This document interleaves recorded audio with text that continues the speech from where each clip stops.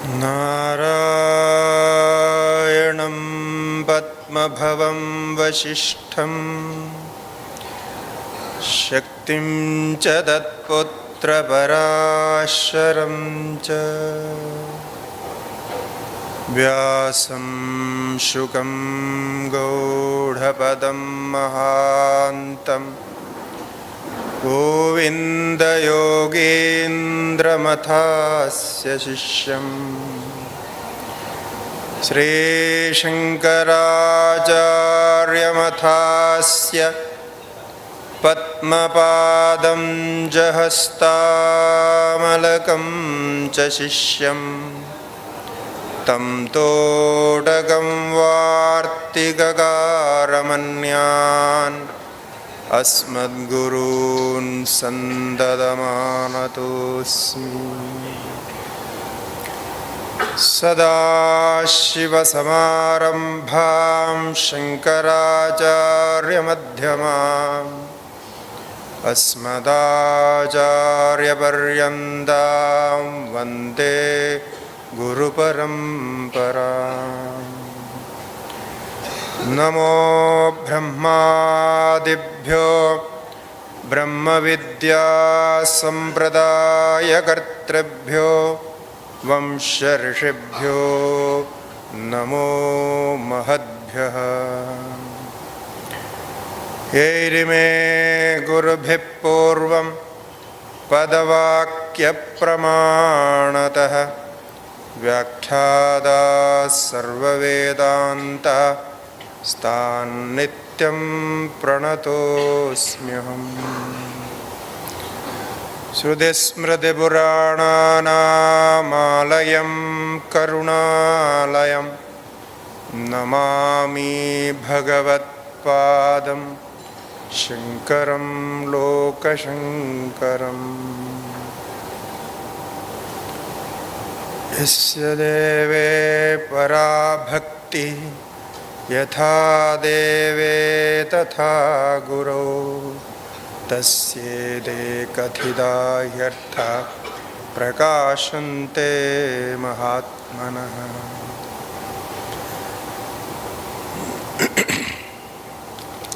श्री गुरुभ्यो नमः। हरिः ओम। ओम नमो नारायणाय। ओम नमो भगवते शिवानंदाय। ओम नमो भगवते चिदानंदाय। ओम नमो भगवते कृष्णानंदाय।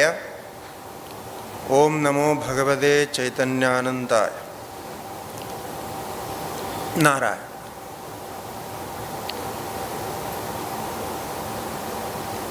समुपस्थित सभी पूजनीय संतवृंद एवं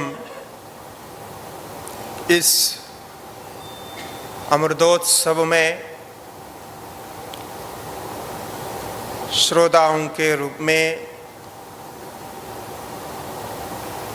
समुपस्थित सभी श्रद्धालु जिज्ञासु,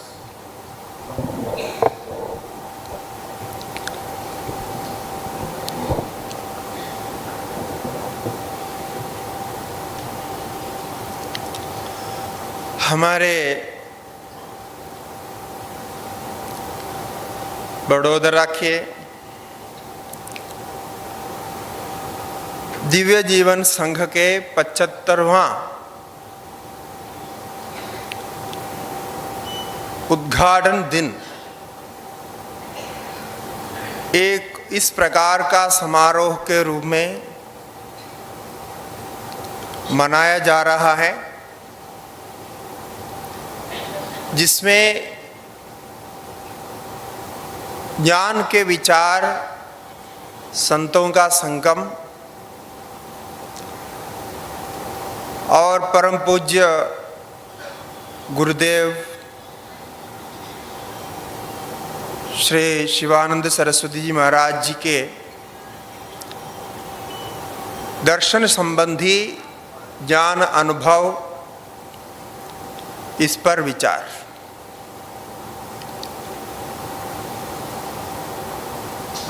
ये हम तो समझते हैं ये हम सबका बड़ा सौभाग्य है, ये आध्यात्मिक सौभाग्य है।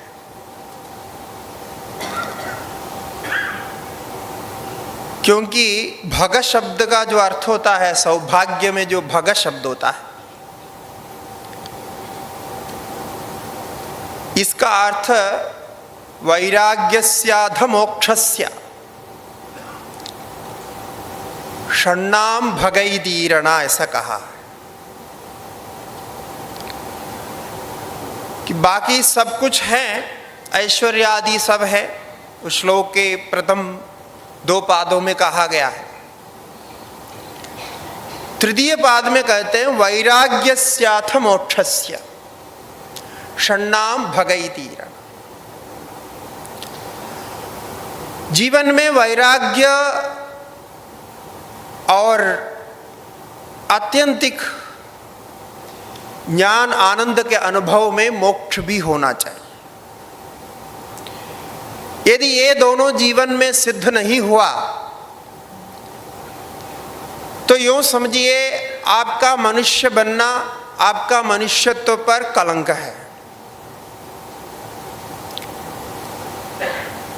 मनुष्यत्व का जो अंतिम प्राप्ति है, साध्य है,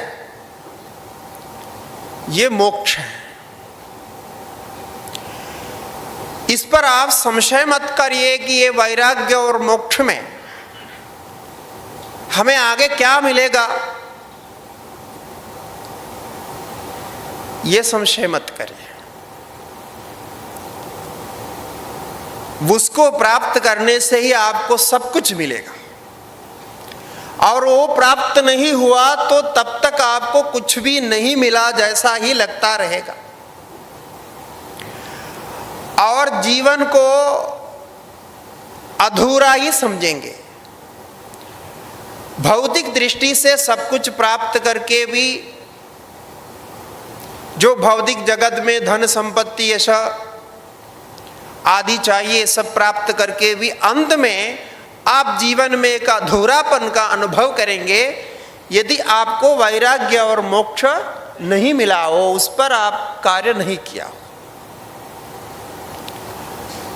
इसीलिए हम सबका सौभाग्य है कि जहां परम गुरुदेव अपने ही कर कमलों से इस दिव्य जीवन संघ की शाखा को उद्घाटित किया, वो सोच करके ही हम पुलकित होते हैं कि उन्होंने वो उद्घाटित करके गया, और आज हम उसके 75वां दिन मनाने के लिए हम सब इधर एकत्रित हुए। आप सोचिए कि उस समय हमारे जीव भाव से हम कहाँ रहे होंगे, हम क्या किए होंगे, उनका क्या संकल्प रहा होगा। पीढ़ी दर पीढ़ी इस संस्था से जुड़ी हुई है यहाँ, और ये हमारा सौभाग्य नहीं तो क्या है। यदि आप सोचिए कि यदि ये बड़ौदा के दिव्य जीवन संघ की शाखा नहीं होती, 75 साल पहले ये घटना नहीं हुई होती, तो आपके जीवन, आपके पितरों के जीवन, उनके प्रपितामहों के जीवन, जो परिवर्तन उन्होंने लाया, जो समाज में परिवर्तन लाया, कितने युवाओं को जोड़ा। आज यहाँ जितने उपस्थित हैं ये तो अभी अधिकतर वृद्ध दिखते हैं, किंतु एक समय में ये सब युवा थे, जब जुड़े थे युवा थे। तो ये परम गुरुदेव की प्रेरणा और उनके जीवन की शैली ऐसी रही, उनके आध्यात्मिक जीवन का उपदेश ऐसा रहा। हम केवल बड़ौदा के बारे में नहीं बात कर रहे। यदि आप पूरे भारत, भारत ही क्यों, पूरे विश्व को आप लीजिए, पूरे विश्व में आज आध्यात्मिक दृष्टि से, यानी विशेष करके योग वेदांत साधन की दृष्टि से जितने ही परंपराएं चल रही हैं, उनको आप देखेंगे, उनका मूल कहीं ना कहीं दिव्य जीवन संघ, ऋषिकेशस्थ दिव्य जीवन संघ से जुड़ा हुआ होगा। ये कितना बड़ा अद्भुत है, देखिए लोकोद्धारण कैसा होता है, लोक संग्रह कैसा होता है। जिस लोक संग्रह की बात भगवान गीता में किया, ये आप दिव्य जीवन संघ के इस कार्य से, परम गुरुदेव के इस दर्शन से, उनका जो वीक्षण है, इतनी दूरदृष्टि कि आज हम 75 साल में यहां बैठ करके उसी विषय को चिंतन कर रहे हैं, उनकी महिमा को गा रहे हैं, उन महिमा को समझ रहे हैं। ये अद्भुत से कम नहीं है।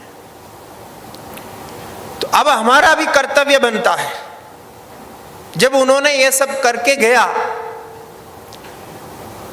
हमारा विषय वही है कि हिंदू धर्म का सर्वस्व बताना, हिंदू धर्म सर्वस्व। अब विषय तो मुझे ऐसा दिया गया है, मैं प्रयत्न करूंगा ये 3 दिनों में 1-1 घंटे का जो सत्र है, उसमें समग्र जो विचार जो हम समझ सकते हैं उसको समझें। हिंदू धर्म वास्तव में कहाँ से कहाँ लेके जाता है, और उसमें विशेष करके आचार्यों का क्या महत्व है, इस पर हम प्रकाश डालेंगे।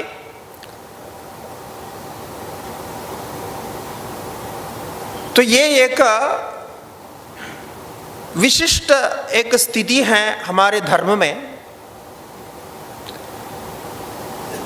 यहां धर्म अर्थ काम के साथ मोक्ष की भी बहुत चर्चा होती है। अन्य धर्म में ऐसा है कि धर्म अर्थ काम के बारे में तो कुछ न कुछ अपने ढंग से चर्चा करते हैं, लेकिन मोक्ष के बारे में चर्चा नहीं होती है। मोक्ष के बारे में कोई सभा नहीं होती है, कोई कार्यक्रम नहीं होता। और हम यहाँ ये जो सभा कर रहे हैं, इस निमित्त से जो सभा कर रहे हैं, ये मोक्ष के उद्देश्य से। तो ये अपने आप में हिंदू धर्म की एक विशेषता है, जहां धर्म अर्थ काम के साथ मोक्ष की भी चर्चा उतनी ही तीव्रता से, उतनी ही गहराई से, उतनी ही गंभीरता से होती है। और गुरुदेव जी की जो परंपरा है, जो भी संत जन हैं, ये सब उसी के हैं।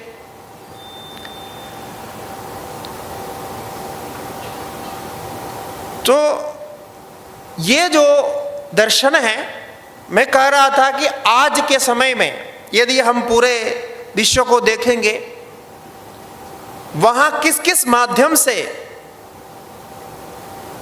परम पूज्य शिवानंद जी महाराज जी के जो दर्शन हैं वे पहुंचे हैं। कुछ लोग कुछ और प्रकार से आलोचनाएं भी करते हैं, कुछ धर्म को लेकर के कहते हैं कि ये कुछ और ही हो गया, कुछ और ही हो गया, ये करते हैं। और ये भी अपने आप में हिंदू धर्म की एक विशेषता है। हमारी यहां महत्ता व्यक्ति को लेके नहीं होता।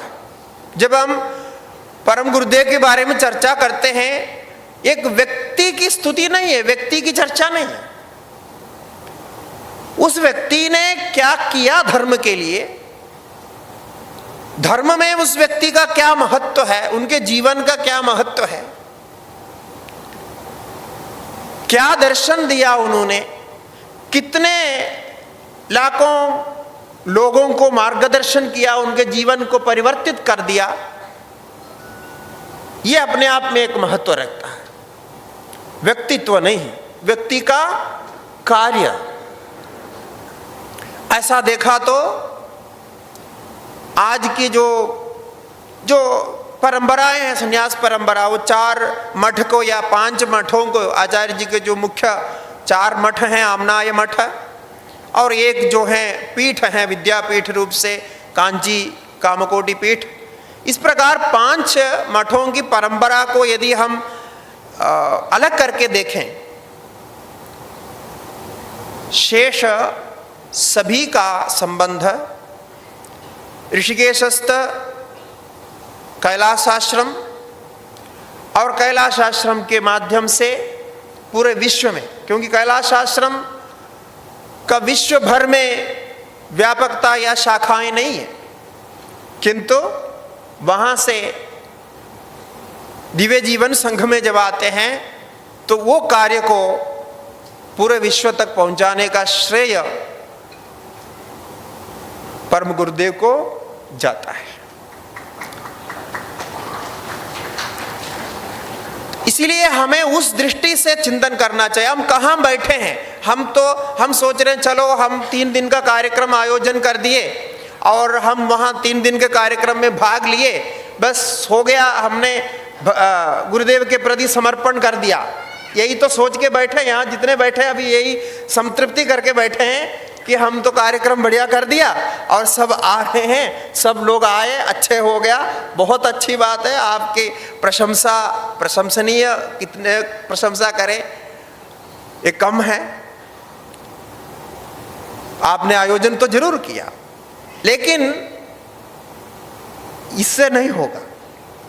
यहां बैठ करके आपको यह सोचना है कि ये 75 साल पहले से क्या क्या करना था, क्या क्या किया, वो क्यों, कैसे हम यहां तक पहुंचे, और हमारे मन में ये विचार गुरुदेव ने किस माध्यम से पहुंचाया, उसके लिए उनके प्रयत्न क्या थे। ये यदि हम इधर बैठ करके मनन कर सके, समझ सके, आप अपने पिताओं को, दादाओं को, अपने जो भी आपके रहे मार्गदर्शक, उनको कनेक्ट करके आप गुरुदेव तक जाइए, तब आप गुरुदेव को समझ पाएंगे कि ये स्रोत, ये गंगा कैसी बही।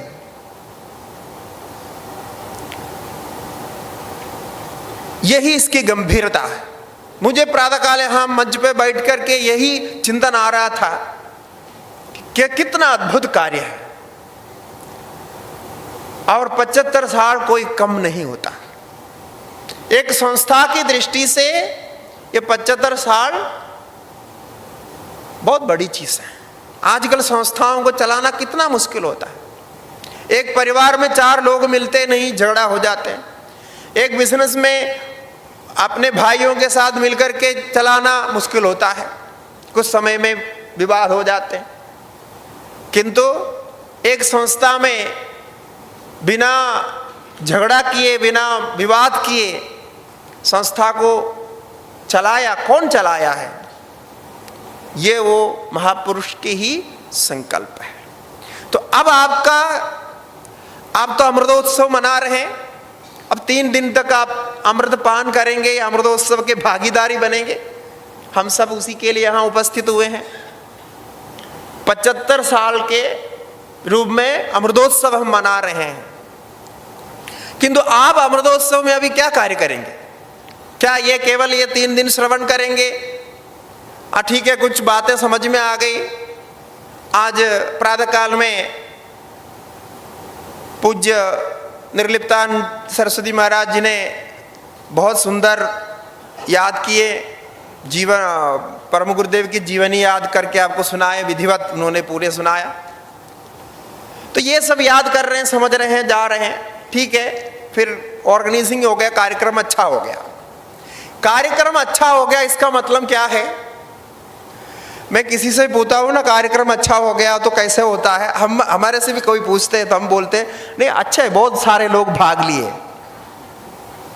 हमने 500 सोचा था, वो 700 800 आ गए, बहुत अच्छा हो गया।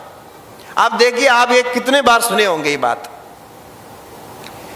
क्या यही सच्चाई है कि कोई कार्यक्रम हम इस प्रकार के अवसर पे, ऐसा ठीक है कोई और कार्यक्रम आप आयोजित कर रहे हैं तो उसमें लोग ज़्यादा आ गया, कोई राजनेता के कोई मंच है वहाँ ज़्यादा लोग आ गया तो राजनेता के लिए फायदा है, क्योंकि वो उसको वोट में बदल सकते हैं। बात सही है, और यहाँ भी हम वो समझते हैं, किंतु यहाँ उतने में नहीं है। ज्यादा लोग आ गया ये प्रसन्नता की बात है, अवश्य ही प्रसन्नता की बात है, किंतु जो लोग आ गए ऐसे मौके पर कि हम यहाँ अमृत चिंतन कर रहे हैं कि ये अमृत क्या है, ये आपको लेना है, और मेरा ये कहना है कि आप यहाँ से जा करके जितने भी लोग यहाँ बैठे हैं, आप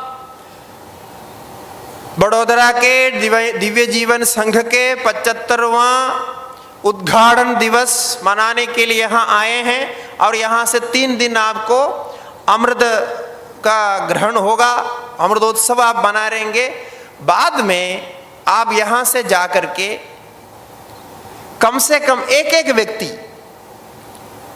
75 लोगों तक, बहुत कम है, संख्या बहुत कम है, केवल 75 की बात कर रहे हैं, एक व्यक्ति 75 लोगों तक, मतलब आप गिन के करना, ठीक है, कि हमने इतने लोगों तक ये संदेश को पहुंचाया, और उसके लिए जो पुस्तक आदि की जरूरत है ये आपको दिव्य जीवन संघ के माध्यम से प्राप्त हो जाएगा, और 75 लोगों को इसके साथ जोड़ना बहुत बड़ा टास्क तो नहीं है, हो सकता है ना, हो सकता है। तब आपको लगेगा कि हमने 75 साल का दिव्य जीवन संघ का कार्य हमने किया है। यहाँ आकर के नाश्ता पानी किया, सब कुछ ठीक है, वो तो अच्छी बात है, वो तो होना ही चाहिए, लेकिन संकल्प नहीं है हमारे पास। आज लक्ष्य की बात कर रहे थे स्वामी जी, तो हमारा लक्ष्य क्या है, ये करने के बाद क्या लक्ष्य है? 3 दिन में लक्ष्य समाप्त होता है क्या? नहीं, आप करके देखिए, इसमें सफलता जरूर मिलेगी, क्योंकि हम भगवत्पाद शंकराचार्य जी की परंपरा में हैं, परम गुरुदेव की परंपरा में हैं। ये ऐसे व्यक्तित्व थे, प्रचार के लिए, सब लोगों तक पहुंचाने के लिए पूरा जीवन लगाया है।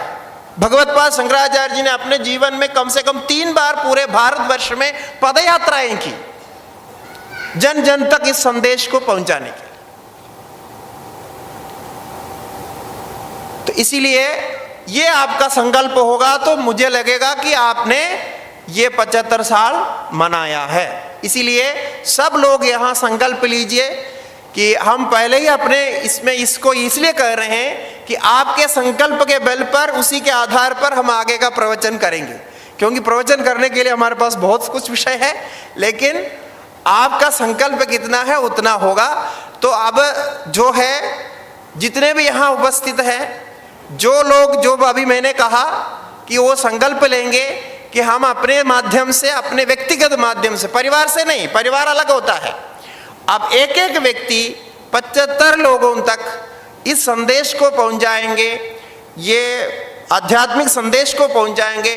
ऐसा नहीं कि आपको एक ही पुस्तक वितरित करना है, आप कोई भी पुस्तक वितरित कर सकते हैं, गीता के पुस्तक हो और शिवानंद जी महाराज जी के पुस्तक हो, या उस प्रकार के कोई भी ग्रंथ हो, वो हमारे हिंदू धर्म से संबंधित आध्यात्मिक कोई पुस्तक हो, उसको पुस्तक के माध्यम से या फिर और भी आप माध्यम से कोई संस्था के साथ जुड़ करके भी काम कर सकते हैं, दिव्य जीवन संघ के साथ जुड़ करके उनको उसमें जोड़ सकते हैं।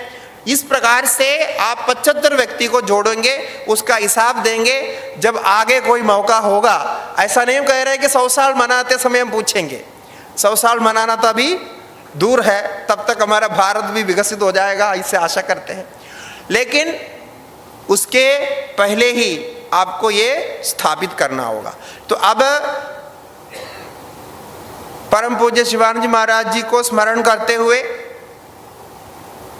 ये अमृतोत्सव को स्मरण करते हुए, जो लोग ये स्वीकार करते हैं वो कृपा करके हाथ ऊपर उठाएं और कहें कि जरूर हम 75 लोगों तक ये पहुंचाएंगे।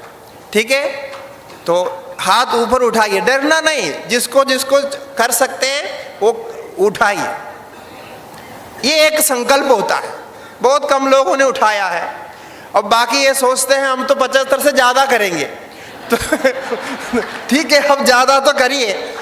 तो हमारे पास हमेशा एक लक्ष्य होना चाहिए, एक संकल्प होना चाहिए। हम जो हमारे हिंदू धर्म की सबसे बड़ी कमजोरी ये है कि हमारे पास जितना धन है, ज्ञान धन है, विश्व में कोई धर्म के पास नहीं है, किंतु हमारे पास संकल्प नहीं, करने का संकल्प नहीं है। हम केवल अवसर को लेते हैं, जो अवसर आ गया, जैसा ये अवसर आ गया हम ये कार्यक्रम कर दिया, सब कुछ हो गया। हम उत्सव मनाने में बड़े माहिर हैं। अभी दीपावली मनाए, उत्सव हमारे पास बहुत है। उत्सव प्रिया ही भारतीय, ऐसा किसी ने कहा, कवि ने, कि बड़े उत्सव प्रिय होते हैं, उनको उत्सव आता हो तो बहुत अच्छा लगता है। तो ये उत्सव के साथ ये संकल्प भी होना चाहिए। तो यही हम कहते हैं, ये सोचते हैं कि इस अवसर पर हम परम गुरुदेव को और गुरु परंपरा को ये समर्पित करेंगे। प्रचार का आजकल माध्यम बहुत है, प्रचार के माध्यम जितना अब है कभी नहीं रहा है, किंतु उसका एक बड़ा दोष भी है। दोष यह है, सही वस्तु के प्रचार के साथ साथ विकृत वस्तुओं की और भ्रमित करने वाले जो वस्तु हैं, इनके भी प्रचार उतने ही अधिक हैं। इसको रोकने के लिए एक ही माध्यम है, एक ही व्यवस्था है हमारे पास। हम अच्छी चीजों का प्रचार अवश्य करें। तो ये प्रचार में हम जुड़ जाएं, क्योंकि सत्य सत्य होता है। सत्य का ज्ञान होने तक सत्य भी कभी असत्य लगता है। सत्य तब तक सत्य नहीं है जब तक उसका ज्ञान नहीं हुआ। ज्ञान होने से ही सत्य सत्य होता है। इसलिए सत्य का ज्ञान सब जगह पहुंचना चाहिए। और परम गुरुदेव की ये विशेषता रही, उन्होंने ही अपने जीवन में एक रिफॉर्मर बोल सकते हैं, आध्यात्मिक जगत में बड़े एक रिफॉर्म किया उन्होंने। क्या रिफॉर्म था? समग्र आध्यात्मिक ज्ञान या समग्र आध्यात्मिक साधन, जिसको इंटीग्रल योगा हम कह सकते हैं। उन्होंने सभी जो साधन के मार्ग थे, उन सभी मार्गों का जो जो अच्छी अच्छी चीजें हैं उसको जोड़ा। आज तो प्रातःकाल सर्व लव इत्यादि के बारे में विचार चल रहे थे, अभी मैं उस विषय पर नहीं कह रहा हूं। लेकिन ये क्यों किया था? समय के अनुसार उसकी आवश्यकता थी। और वही कारण है कि आज हम ये 75वां साल मना रहे हैं। यदि नहीं होता तो यहां कुछ ऐसा कुछ मिलता ही नहीं। तो जो आध्यात्मिक साधनों का जो इंटीग्रेशन हुआ, जो सम्मिश्रण हुआ, मेलन हुआ, ये अपने आप में एक विशिष्ट थी। और इसमें कर्म को भी जोड़ा है, भक्ति को भी, ज्ञान को भी, ज्ञान को प्रमुख स्थान दे करके योग को भी जोड़ा। जो जो अच्छे लगे, जो जो कार्य हैं वो सब कुछ किया। और परम गुरुदेव की जो परंपरा है, उनके जो पूर्वाश्रम की परंपरा है, उस दृष्टि से भी देखा जाए तो वे महान पंडित, आध्यात्म जगत के मुकुटमणि रहे, अप्पय्य दीक्षित के परंपरा में आते हैं। इसलिए धर्म के प्रति जो ब्राह्मणत्व का जो धर्म था, जो धर्म के जो मुख्य अंश था, यानी जो वैदिक शास्त्र के संबंधी जो संस्कार, ये उनके जीवन में उनके परिवार से ही आया हुआ है। क्योंकि अप्पय्य दीक्षित की उनकी जो कृतियां और हमारे आध्यात्मिक शास्त्र जगत में उनका जो सम्मान सभी लोग जानते हैं, सभी विदित हैं, उनकी परंपरा में आते हैं। और बिल्कुल हम जिसको कहते हैं ना, एक संस्कारित परिवार, ऐसे संस्कारित परिवार में जन्मे हैं। इसलिए उनका जो इंटीग्रेशन है, जो उन्होंने सम्मिश्रण किया साधनों का, वो बिल्कुल चयनित रूप से बिल्कुल परीक्षा करके किया है। इसका यदि रियली रिसर्च किया जाए तो बहुत अद्भुत है। उसमें कहाँ किसको जोड़ना चाहिए, आपके दिनचर्या में क्या क्या होना चाहिए, क्या नहीं होना चाहिए, इसका जो सरल व्याख्या जो हमें मिलता है वो और कहीं नहीं मिलते। तो समय समय पर हमारे यहाँ आध्यात्मिक गुरु आते हैं और यही सनातन धर्म की विशेषता है। सनातन धर्म नित्य निरंतर है, जिसको आज हम हिंदू धर्म के नाम से भी कहते हैं। क्योंकि आज हम इसलिए दोनों शब्दों का प्रयोग करते हैं कि कुछ लोग ये समझते हैं सनातनी बोले तो वो एक अलग है, बड़े अलग पंथ बना दिए और हिंदू धर्म को अलग पंथ में रख दिए। क्या करें, ये एक अलग विडंबना है हमारे यहाँ। कोई भी कुछ कहे, कोई भी कुछ मार्ग बनाए, उनका एक पंथ बना देता है, एक ग्रुप बना देता है।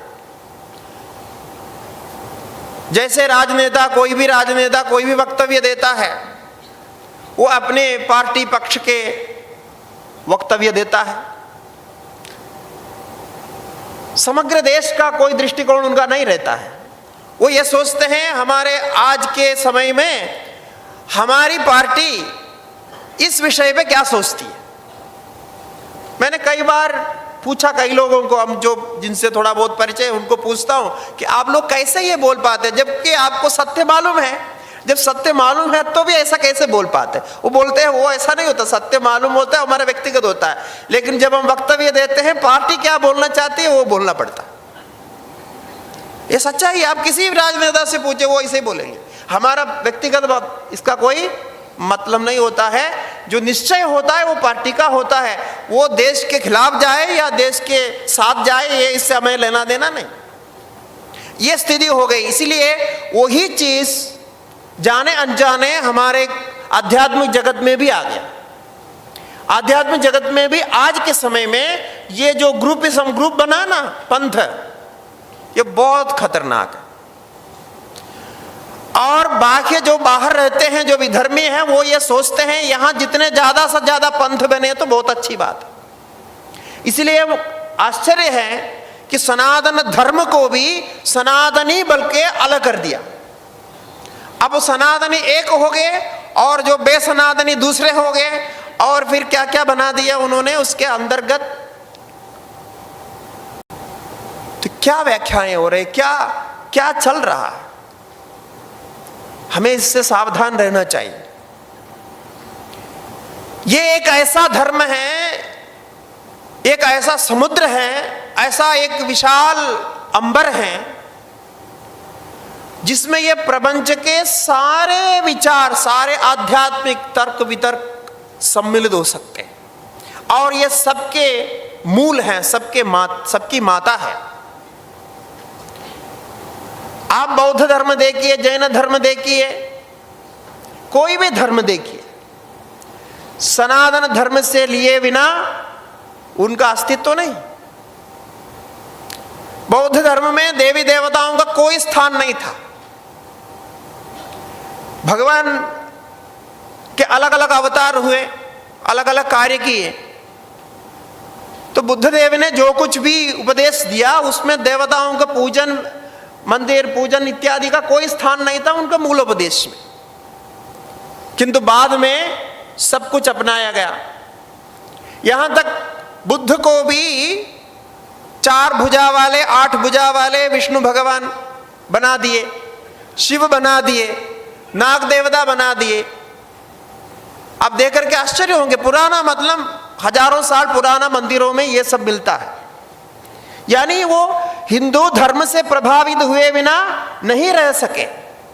उनके यहाँ पद्मावती देवी हैं, हमारे यहाँ लक्ष्मी है। श्री सूक्त में जो पद्मावती की बात होती है उसी को उन्होंने देवी बना दिया, सरस्वती को दूसरे देवी बना दिया, सबको इधर से लिया हुआ है। क्यों किया? क्योंकि वैदिक धर्म के रूप में ये सनातन धर्म को छोड़ करके कोई भी धर्म विश्व में नहीं रह सकता, कोई भी धर्म नहीं रह सकता। तब आप कैसे कर सकते ये अलग अलग है? आपके मूल्य अलग हो जाएंगे, आपके जो है पंथ अलग हो जाएंगे, आप गुरु अलग बनेंगे, लेकिन धर्म की दृष्टि से सनातन धर्म को छोड़ करके कोई धर्म हो नहीं सकता। कारण क्या है कि यही वैदिक वेद में प्राप्त है। उन्होंने देखा कि बौद्धों ने देखा कि ये हम जो समझ रहे हैं, जो ध्यान करने के लिए बोल रहे हैं, उपदेश दे रहे हैं, बुद्ध देव ने तो उतना ही उपदेश दिया। उन्होंने तो पूरा जो उपदेश उनका है ध्यान की प्रक्रिया में, ध्यान की अलग अलग प्रक्रियाएं हैं। बाकी उनके जो चेलों ने जो जो कहा वो बाद में आया है। बाह्यार्थवाद, आंतरिकार्थवाद, शून्यवाद, विज्ञानवाद, ये सब बात में है, वो फिलोसफी के लिए अलग है। लेकिन व्यावहारिक दृष्टि से जो कुछ उन्होंने कहा वो ध्यान के लिए कहा। सो ध्यान जब तब जो भी है वही था, वैराग्य साधन था। बाकी साधनों को उन्होंने प्रमोट नहीं किया। लेकिन बाद में वो चला नहीं, लोग नहीं जुड़ रहे थे। अब सब लोग कहाँ बैठ करके ध्यान कर पाएंगे बिना खाए पिए? वो तो हो नहीं सकेगा। तो उनको सब कुछ लेना पड़ा। हमारा योग शास्त्र को पूरा लिया है, पतंजलि योग दर्शन का ही उनका पूरा दर्शन है साधन की दृष्टि से। फिर वज्रायन आया, पहले हीनायन था, हीनयान जो मूल है उनका वही है। उसके बाद महायान आ गया, बाद में वज्रायन आ गया। तो वज्रायन आते समय पूजा पाठ तंत्र मंत्र सब आ गया, और सब में हमारी जैसा ही उसमें है। केवल वेद पाठ नहीं करते हैं, और वेद का जो हवन होता है, हवन नहीं होता। उनके यहाँ दूसरे प्रकार के हवन होते हैं, लेकिन थोड़ा अलग होता है। और बलि आदि नहीं करते। इसको छोड़ के बाकी सब कुछ इससे विकृत करके किया है। तो अब वहां से आप बुद्ध मत के मैं इसलिए लिया, वो सबसे पुराना है। और बाकी बाद में आया हुआ जो भी कुछ है, क्रिश्चियन हो, मुस्लिम हो, जो जो आया है धार्मिक दृष्टि से, बाकी व्यावहारिक दृष्टि से अलग है। धार्मिक दृष्टि से उनका ये इसी से लिया हुआ, और उसका फिर विरोध कर। जब आप सनातन के विरोध करेंगे, सनातन धर्म के विरोध करेंगे, तो आप वेद के विरोध कर रहे हैं, आप भारत के विरोध कर रहे हैं, आप भारतीयता के विरोध कर रहे हैं, आप अपने डीएनए के विरोध कर रहे हैं, आपके जीवन के विरोध कर रहे हैं। सप्तर्षियों की ये परंपरा थी, वो परंपरा में हम सब कुछ आए हैं। सप्तर्षियों की परंपरा का कहने का अर्थ है कि ये सृष्टि के आदि में जो सप्तर्षि ऋषि, 7 ऋषियां थे, अगस्त्य को जोड़ करके 8 ऋषि भी मानते हैं। इनकी परंपरा में ही हमारे जीवन है, ये शरीर है, और उस परंपरा को हम गोत्र कहते हैं। हमारा गोत्र का मतलब होता है कि हमारे डीएनए का नाम है वो गोत्र। आप किस डीएनए के हैं, तो आप किस गोत्र के हैं, जिस गोत्र के हैं आप उस डीएनए के हैं। ऐसे सब एक है। फिर धर्म में परिवर्तन होता गया, ये सब बदलता गया। इसलिए सनातन कहने का अर्थ है, सनातन, भगवत गीता में भगवान कहते हैं सनातन आत्मा का ही नाम है। ऐसा सनातन, ये सनातन है, ये धर्म सनातन है, जीवन सनातन है, सदातन हमेशा जो रहता है। इसीलिए उसमें भेद करने का चिंतन मत करिए। आपने कुछ अपने तरफ से आप स्थापित करने की आपकी इच्छा है, मंशा है कि हम सोचते हैं, आप सोचते हैं कि हम ये एक अलग पंथ बनाएंगे, हम एक अलग गुरु बनेंगे। ये आपके सोच ठीक है, आप बनाओ, लेकिन ये मत कहो कि हम सनातनी नहीं है। ये कहना ऐसा है कि हमारे कोई पूर्वज नहीं थे, कोई कहेगा कि हमारे कोई पूर्वज नहीं थे, आज से हम पैदा हुए, ऐसा कोई कहेगा तो कैसा होता है? इसीलिए ये हिंदू धर्म का एक समग्र रूप, ये पूरा विश्व में जो जो धर्म है, हम सोचते हैं, कुछ लोगों का ये भी मान्यता, ये सोचते हैं कि हमारा जो भी धर्म के ये व्यवस्था यहाँ तक है, विदेश में कुछ संबंध नहीं है, विदेशियों का कोई संबंध नहीं है। ऐसा नहीं है। देश विदेश के बारे में भी हमारे शास्त्रों में, महाभारत हो, पुराण हो, वहाँ भी इसकी चर्चा है, और वहाँ कैसे कैसे लोग रहते हैं इसके बारे में चर्चा है। और यहाँ तक वह क्यों नहीं जाना चाहिए ये भी कहा, आप सुने होंगे, ऐसा कहा कि विदेश में नहीं जाना चाहिए। इसलिए कहा कि विदेश में न जाने से आपका जो नित्य कर्म है, यहाँ के जो रीति रिवाज है, वो वहाँ नहीं मिलता है। वहाँ जाएंगे, खिलाएंगे पिलाएंगे कुछ और, तो वो आपको सूट नहीं होगा, आपके डीएनए के अनुसार, आपके शरीर के अनुसार आपको सूट नहीं होगा, आप धर्म परिपालन नहीं कर पाएंगे, तो उनको वो जानकारी नहीं है। इतने अंश को छोड़ करके, इसमें तो समानता नहीं है, इसमें तो विषमता है, इतने को छोड़ करके बाकी सत्य की दृष्टि से, ज्ञान की दृष्टि से, आत्मा की दृष्टि से, ब्रह्म की दृष्टि से, जो मूल तत्व की दृष्टि से कोई भेद नहीं है, इसकी भी चर्चा हमारे शास्त्र में है। इसलिए हमें मानना पड़ेगा। यदि भारत के ही धर्म होते तो वो विदेश के बारे में क्यों बात करते? और जो अन्यत्र धर्म उत्पन्न हुए उन्होंने कभी भारत के बारे में चर्चा नहीं की। तो भारत के जो सनातन धर्म के जितने भी हमारे शास्त्रीय ग्रंथ, शास्त्र हैं, शास्त्र के ग्रंथ हैं, ये सभी के बारे में बात करते हैं। इसलिए इसका समग्र रूप है। तो इसीलिए वसुधैव कुटुंबकम सर्वम खलु इदं ब्रह्म आत्मेवेदकम सर्वम, सर्वम खलु इदं ब्रह्म आत्मेवेदकम सर्वम, ब्रह्मेवेदकम सर्वम कहते समय यहां कोई विभाजन दिखाई नहीं पड़ता। किंतु जब धर्म के बारे में, आचरण के बारे में कहते समय विभाजन दिखाई पड़ता है। तो ये आप कंपेयर करके देखना, क्यों ऐसा कर रहे हैं। हम ब्रह्म में कभी नहीं मानते हैं कि ब्रह्म में देश विदेश भी है। कहा है क्या? आत्मा में, ब्रह्म में देश विदेश है, ऐसा कहीं कहा नहीं। मोक्ष में देश विदेश है, ऐसा नहीं कहा। किंतु धर्म में अवश्य भेद है, क्योंकि धर्म का आचरण देश काल परिस्थिति के अनुकूल होता है। ये आप ध्यान में रखिए। और देश काल परिस्थिति के अनुसार जो धर्म का आचरण करता है वही धर्म में आगे बढ़ सकता है, वही सफलता को प्राप्त कर सकता है। आप यहां रह करके विदेशियों का, पाश्चात्य का आचरण करेंगे तो आप कभी धर्म में आगे बढ़ नहीं सकते। आचरण आपका यहां का है तो यहां के अनुसार होना चाहिए, शास्त्र के अनुसार होना चाहिए। ये भेद को ध्यान में रखना। जब हम अभेद की बात करते हैं तो ये आचरण का अभेद हम कभी नहीं कहते हैं। आचरण का अभेद होता नहीं, होना भी नहीं चाहिए। कैसे होगा? अब एक परिवार में भी यदि आप 4-5 व्यक्ति हैं, माता पिता, दादा दादी, पोते पोती सब है, तो सब एक जैसा रहते हैं क्या? एक जैसा आचरण करते हैं? ऐसा तो नहीं। सबका अलग अलग होता है, अलग अलग आचरण होता है, अलग अलग नियम होते हैं, और परिवार को चलाने के लिए वो व्यवस्था की जरूरत है। एक संस्था है तो आप अलग अलग कार्य करते हैं, इसमें क्या विरोध है? इससे क्या परिवार अलग हो जाता है? वसुधैव कुटुंबकम जब कहते हैं, कई लोग व्याख्या करते हुए सुना कि वसुधैव कुटुंबकम माना हमारा कोई भेद नहीं है, ऐसा अर्थ नहीं है उसका।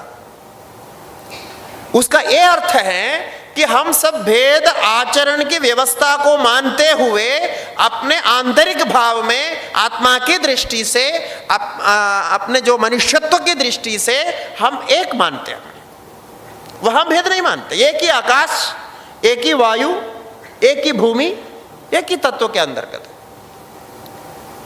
ये एक ही धर्म बताता है, वो ही हमारा हिंदू धर्म है।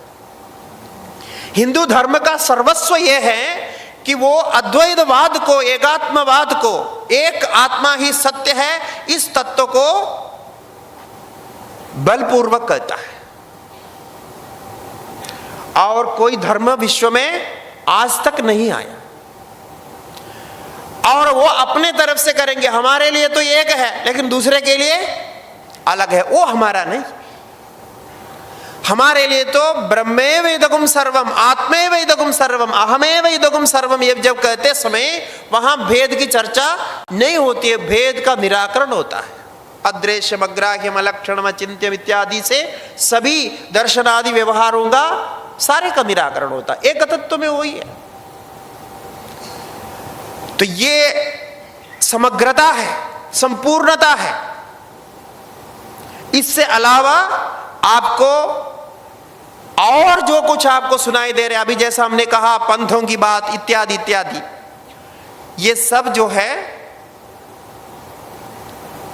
अपने अपने कार्य को चलाने के लिए जो जो अवसर की दृष्टि से अवसरवादित्व को लेकर के जो भी कह रहे हैं, ये टिकने वाले नहीं है, ये टिकेगा नहीं। जैसा आपने बौद्ध धर्म का इसलिए उदाहरण दिया, कोई वहां तक इसलिए मैंने गया, आप उसको मन में रखिए। तो बौद्धवाद को भी इतने कट्टर थे वो, सनातन के वैदिक धर्म के और यज्ञ यागादि के बड़े कट्टरवादी थे, उसके विरोधी थे।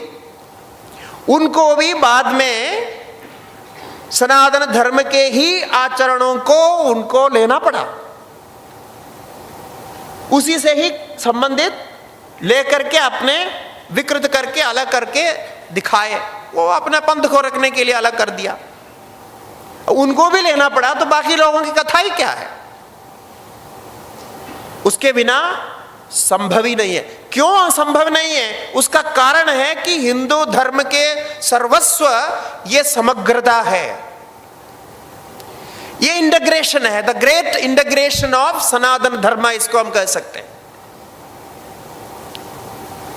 यही मूल तत्व है। इसी के आधार पर परम गुरुदेव जी ये हमारे धर्म के अंतर्गत सारे समग्रता को लाया कि ये इंटीग्रेशन ऑफ योगा जो कहते हैं, तो ये इंटीग्रेशन ऑफ योगा केवल उस दृष्टि में नहीं है, वो मूल तत्व से जुड़ा हुआ है। क्योंकि उन्होंने इंटीग्रेशन किया, जहां भी मैंने गुरुदेव के जो भी किताबें पढ़ी, उनका उद्देश्य वो है कि आपके रास्ता भी वहीं जा रहा है, ये रास्ता भी वहीं जा रहा है। वहां मतलब कहां? ब्रह्म में। तो मूल तत्व से इंटीग्रेशन किया। अब हमको ध्यान में रखना चाहिए, क्यों ऐसा है? क्योंकि जब हम इंटीग्रेशन की बात करते हैं, हम आचरण के तल पर इंटीग्रेशन को सोचते हैं। अब सब लोग ऐसे आचरण कर रहे हैं तो हम भी ऐसे आचरण करेंगे, ऐसा नहीं। वहां सन्यासी है तो आप सन्यासी गृहस्थों जैसा आचरण नहीं कर सकते हैं, ये इंटीग्रेशन नहीं है। ऐसा करके दिखाया क्या गुरुदेव ने? ऐसी बात होती है। इंटीग्रेशन मतलब हम वो कर रहे हैं, वो कर रहे हैं, ये कर रहे हैं, तो उससे क्या फर्क पड़ता है? वो तो मनुष्य, देखिए सन्यासी भी तो मनुष्य है। सन्यासी देखिए, सन्यासी रहेंगे, सन्यासित्व सन्यास धर्म का पालन करेंगे तभी वो सन्यासी है, नहीं तो क्यों सन्यासी है वो? उसको सन्यासी क्यों कहना चाहिए? तो वहां इंटीग्रेशन की बात नहीं करते। तब आप सन्यासी हैं तो आप सन्यास धर्म में क्या कहा है उसका आचरण करिए, उसका आचरण करने से आप सन्यासी बनेंगे, तब आप जाकर के वो real integration, the great integration of Sanatan Dharma में जाएंगे। अन्यथा आप तो ना इधर के रहेंगे, ना घर का ना घाट का। इसी प्रकार गृहस्थ सोचता है कि हम गृहस्थ है, अब जो है साधु जो धर्म कर रहे हैं उसी प्रकार हम भी करेंगे, हम तो वो आचरण करेंगे, ध्यान में बैठेंगे, फिर ये करेंगे वो करेंगे, वो तो नहीं चलता। गृहस्थ हो तो गृहस्थ के अनुसार धर्म का पालन है। वो धर्म कहाँ है उसको आप पालन करें, वहां आपके इंटीग्रेशन में, समग्रता में कोई बाधा नहीं है। ये कंफ्यूजन, बहुत बड़ा कंफ्यूजन अभी ये पूरा विकृत होकर के फैल रहा है। मैंने पहले कहा ना, आजकल प्रचार इतना इसका हो रहा है कि वहां का यहां आ रहा है, ऐसा भी करने से क्या होता है, ऐसे भी करने से क्या होता है, कैसे हो सकता है? तो ये आगे की परंपरा में फिर उसको रिपीट करते जाएंगे। कोई नाच रहे हैं, गा रहे हैं, जो भी कर रहे हैं, ऐसा ठीक है। अब वो जो कर सकते करें, जो नहीं कर सकते उनको नहीं करना चाहिए ना। इसलिए धर्म का आचरण, धर्म शब्द से मेरा मतलब है आचरण। आचरण का इंटीग्रेशन कभी नहीं है। लक्ष्य का, ज्ञान का, गति का इंटीग्रेशन है, लेकिन आचरण का इंटीग्रेशन नहीं है। इसलिए हिंदू धर्म का जो सर्वस्व समस्त रूप है वो है तत्व दृष्टि से, आत्म दृष्टि से, एकत्व दृष्टि से हम एक है। वहां कोई भेद आप कल्पना कर ही नहीं सकते। किंतु आचरण की दृष्टि से उस पर बहुत जोर देना चाहिए, क्योंकि आचरण में ही धर्म स्थित रहता है। आचरण ही ऐसा एक है जो आपके सबसे बालकपन से लेकर के, माने सबसे नीचे के स्थिति से लेकर के आपको मोक्ष तक पहुंचाता है। वो है निष्ठा। छांदोग्य उपनिषद में 7वें अध्याय में सनत कुमार नारद जी का संवाद है। वहां आपको सभी समय मिलेगा तो एक बार उस संवाद को पढ़ना। वहां नारद जी बहुत बड़े विद्वान हैं। नारद जी के बारे में कौन नहीं जानता। ब्रह्मर्षि नारद जी वे जाते हैं सनत कुमार जी के पास। देखिए, मैं इसी बात को कह रहा हूं, हिंदू धर्म के जो इंटीग्रेशन है, सनातन धर्म के जो समग्रता है वो कैसे हैं, किस प्रकार से हैं। तो वहां जाके नारद जी कहते हैं कि भगवान, मैंने ये सुना है, तरदि शोकम आत्मवित् श्रुतम ही भगवदृशेभ्यः तरदि शोकम आत्मवित्। मैं ये सुना हूं। क्या कहता है कि आपके जैसे महानुभावों से मैंने ये श्रवण किया कि जो आत्मा को जानता है वो शोक से मुक्त होता है। शोक से मुक्त होने के, दुख से मुक्त होने का और कोई उपाय नहीं है, केवल आत्मा को जानना ही एकमात्र उपाय है, अंतिम उपाय वही है। ये मैंने सुना। तो ठीक है, सुना, अच्छी बात है। किंतु नारद जी आगे कहते हैं, मैं तो शोचामी, कहते हैं मुझे दुख होता है, मैं शोकापन्न हूं। देखिए, नारद जी जैसे महान ऋषि सनत कुमार जी के पास जाकर के बोल रहे हैं कि मुझे शोक होता है। इसका मतलब क्या? मुझे आत्मज्ञान नहीं है, इसलिए मुझे शोक हो रहा है। ठीक है, तो क्या करना? तो बोलते हैं, आप जो है शोकस्य पारम तारयतु, आप मुझे ये शोक के पार करा दीजिए, बस बाकी सब मेरा हो गया है। अब ये शोक समाप्त नहीं होता, अतृप्ति रहती है, असंतोष रहता है, इनसैटिस्फैक्शन रहता है, कुछ कमी है, कुछ पूर्णता की कमी है, कुछ पूरा नहीं हुआ ऐसा लगता है। सब कुछ कमाया, सब कुछ किया, क्या क्या किया। तो कोई भी आके ऐसा बोलेगा तो पूछेगा ना था कि भाई तुम्हारे पास घर है क्या? बोलता है घर है। गाड़ी है? गाड़ी है। कितनी गाड़ी है? वो 2-3 गाड़ी है। और इन्वेस्टमेंट? बोलते खासा इन्वेस्टमेंट है, सब कुछ ब्याज आता है, सब कुछ आता है, वो भी ठीक चल रहा है। और परिवार में बाल बच्चे सब ठीक है। अच्छा, सब कुछ ठीक है तो फिर कहां ठीक नहीं है? बोलता है कहीं ना कहीं कुछ तो गड़बड़ है। वो सब कुछ ठीक है लेकिन फिर भी लगता है कुछ तो कमी है। ये देखिए, आप अपने मन को लेकर के पर्यवेक्षण करके देखिए, मन को लेकर के विचार करके देखिए, सबके मन में अंतिम में ये स्थिति रहती है कि कहीं ना कहीं कुछ कम है, कोई छूट गया है। तो हमारी दृष्टि से तो ये संपत्ति माने घर है, गृहस्थी है, धन है, जितना धन चाहा वो मिला, सब कुछ किया, गोलमाल करके भी कमाया, वो भी है, सब कुछ है, वो सारे जो कुछ करना था कर लिया, लेकिन अतृप्ति रह गई, असंतोष रह गया। ऐसे ही नारद जी के पास भी पूछते हैं कि नारद जी ऐसा कैसा हो गया? आप तो इतने बड़े विद्वान हैं, इतने सब कुछ है, तो क्या हुआ? तो नारद जी की संपत्ति क्या थी? नारद जी की संपत्ति तो ज्ञान था। उनके पास तो कोई घर गृहस्थी वाली बात तो है ही नहीं। इसलिए उनको पूछा, जैसे हम पूछते हैं वैसे पूछा सनत कुमार जी ने कि आपका जो है, आपके पास क्या क्या ज्ञान है? क्योंकि आप ज्ञानी पुरुष है ना। ऐसा लगता है कि आपको ये पढ़ाई नहीं हुई, वो पढ़ाई नहीं हुई, ऐसे कमी आपको महसूस हो रही होगी, इसलिए आपको शौक हो रहा है। ऐसा तो नहीं बोलता, नहीं, वो पूरे लिस्ट बना करके बताते हैं कि ये सारे मेरे क्वालिफिकेशन है, इतनी सारे मेरे पास PhD है, इतनी सारे जो मेरे पास डिग्री है, इतने बार मेरे पास ये है, सारा उन्होंने सुनाया। ऋग्वेदम भगवो अध्ययम यजुर्वेदम सामवेदम अथर्वांगिरसम शिक्षा कल्पो व्याकरणम ये विद्या, वो भूत विद्या, छंद विद्या, ये क्या क्या विद्या, सारे गिना दिया। सारे गिनाने के बाद में कहते हैं मंत्र विदेवाहमस्मि न आत्मविद। देखिए ये है बोध। ये सारे सुनाने के बाद बोलता है कि नारद जी बोलते हैं कि ये मैं मंत्रविद हूं, मंत्र को जानता हूं, मतलब ये शब्दों को जानता हूं, ये सारे ज्ञान मेरे पास है, सब कुछ याद भी। अध्ययन करने का मतलब हम जो बोलते हैं ना पुस्तक पढ़ डाले, वो पढ़ डालने वाली बात नहीं है। वहां संस्कृत में अध्ययन शब्द का अर्थ होता है, अध्ययन करना का मतलब आपको स्मरण होना चाहिए। इन स्मरण अर्थ में है वो अध्ययन, अधिपूर्वक इन धातु का प्रयोग स्मरण अर्थ में होता है। मतलब जो कुछ उन्होंने अध्ययन किया वो सब उनको स्मरण में है, मतलब सब कुछ याद है। आप बोलेंगे ऋग्वेद सुना दो, वो फटाफट सुना देंगे और बिना पुस्तक देखे। उसको बोलते हैं अध्ययन, स्मरण रहना चाहिए। हमारे यहाँ अध्ययन तो परीक्षा लिखने के बाद, सर्टिफिकेट के बाद अध्ययन होता है। ये सर्टिफिकेट हो गया तो अध्ययन है, फिर याद हो गया नहीं हो गया पता नहीं। अब 10वीं पास हो गया, 10वीं पास में कैसा हुआ अभी पुनः कोई पूछेंगे तो वो परीक्षा में फेल हो जाएगा, क्योंकि स्मरण नहीं है। ऐसा नहीं होता था, उनको सब कुछ स्मरण है, जो जो स्मरण है उसी का उन्होंने लिस्ट बनाया और सुनाया। बाद में कहा कि मंत्र विदेवास्मि।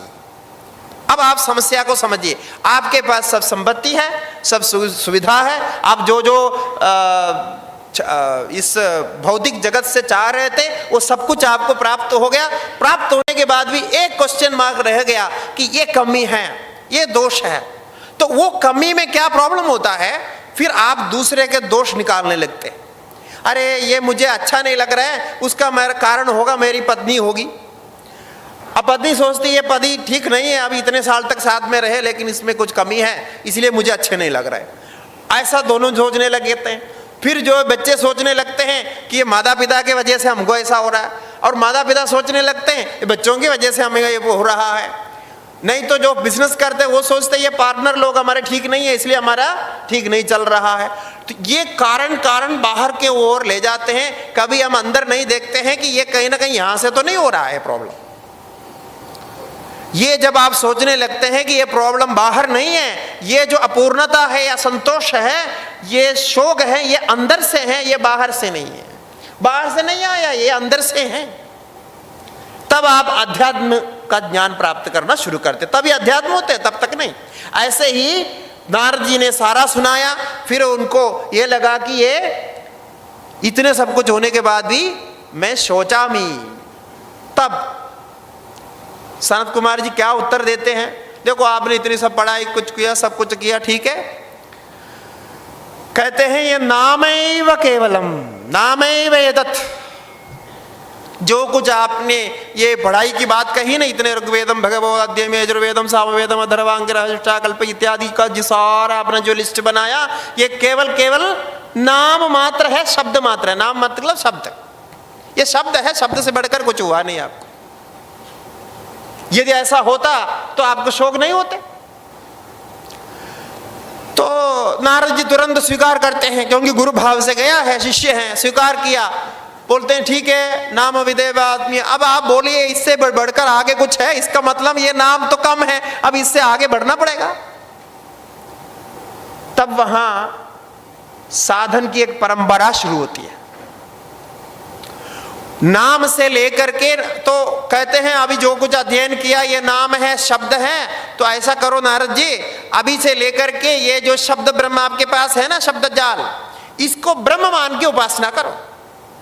नाम ब्रह्म यदि उपास्व, नाम को ब्रह्म मान करके उपासना करो तो आपको फिर वो ज्ञान हो जाएगा। नाम को ही आप प्राप्त कर सकते हैं। आपके पास नाम रूप साधन है, ये कोई आसान नहीं, इतने सारे आपने अध्ययन किए तो इसको काम आएगा। ये तो आप ब्रह्म है ऐसे उपासना करो। वहां से आरंभ करके क्रम से जाता है। हमारा विषय था कि कहां जाके अंत होता है। ये क्रम से जाते हैं, धीरे धीरे धीरे धीरे बोल के अंत में निष्ठा में पहुंचते हैं कि निष्ठा होने पर यह सब कुछ होता है, निष्ठा होने पर श्रद्धा है, श्रद्धा होने पर संकल्प है, ऐसे ऐसे करके सारे को वहां बताया। तो निष्ठा कैसे होगी? निष्ठा माने पूरी तरह श्रद्धा से, नैरंतर्य भाव से जिसका आचरण करें और बिल्कुल संतोष से, खुशी से करें, उसको बोलते हैं निष्ठा। जबरदस्ती करने को निष्ठा नहीं बोलते। तो निष्ठा है, तो बोले निष्ठा कैसे प्राप्त होगी? तो निष्ठा कैसे प्राप्त होगी ऐसा प्रश्न किया। तब नारद जी ने कहा, देखो निष्ठा प्राप्त होती है करने से, आचरण से, कृति ही कहा, आचरण से प्राप्त होती है। आचरण नहीं है तो निष्ठा नहीं हो सकती। आप बहुत पढ़े लिखे हैं, सब कुछ है, किंतु आचरण में नहीं है। सारी किताबें सब कुछ किया, गीता को कितने बार आपने याद किया, उच्चारण किया, यदि उसमें आचरण में लाते हैं तब आपको होता है। सो धर्म की स्थिति निष्ठा में है और निष्ठा कृति में है। और कृति कब आप करेंगे, कब आचरण करेंगे? जब आपको उससे रस का, आनंद का अनुभव होगा, तो अंत में जाकर के सुख में पहुंचते हैं। और नाल्पे सुखमस्ति भूमा वै सुखम, इसके बीच में प्राण भी है, अन्य अन्य भी है, बहुत लंबी वहां प्रक्रिया है। इसीलिए धर्म का आचरण ही एकमात्र साधन है, उपदेश उसका दूसरा अंक है। आप उपदेश करना पड़ता है, क्योंकि उपदेश भी उसका एक साधन है। तो आचरण में कभी इंटीग्रेशन नहीं है। हमारा विचार विषय वो था कि आचरण का इंटीग्रेशन नहीं होता है, आचरण अधिकारी के अनुसार होता है। आचरण जो अधिकारी जिसको क्या करना है उसके अनुसार होता है। वो भेदभाव सिद्ध करने के लिए आचरण का भेद नहीं है, ये गलत व्याख्या है। आचरण का भेद है, जो अधिकारी जिस स्तर पे है उसको उसी आचरण में रहते हुए, उसको करते हुए आप ऊपर तक पहुंच सकते हैं। यदि आप दूसरा करने जाओगे तो आप ऊपर नहीं पहुंचोगे, वो कहीं और फिसल जाएंगे, आपका मार्ग भटक जाएगा, आप रास्ता गलत हो जाएगा। कि ये शास्त्र कहता है कि शास्त्र जैसे हितकारी और कोई नहीं है हमारे पास। तो ये हमारे गुरु लोग कहते हैं।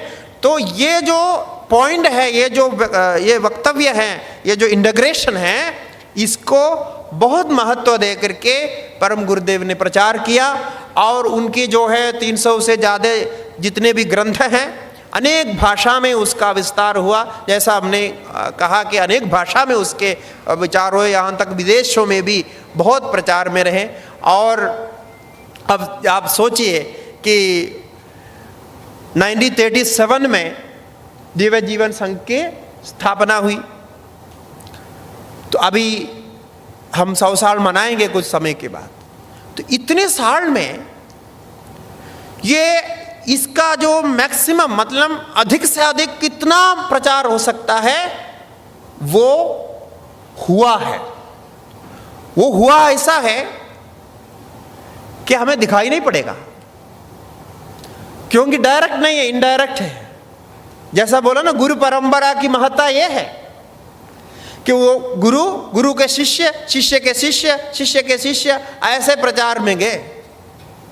आप देखिए, ये जो आपके सामने ये जो पिंड बैठा है,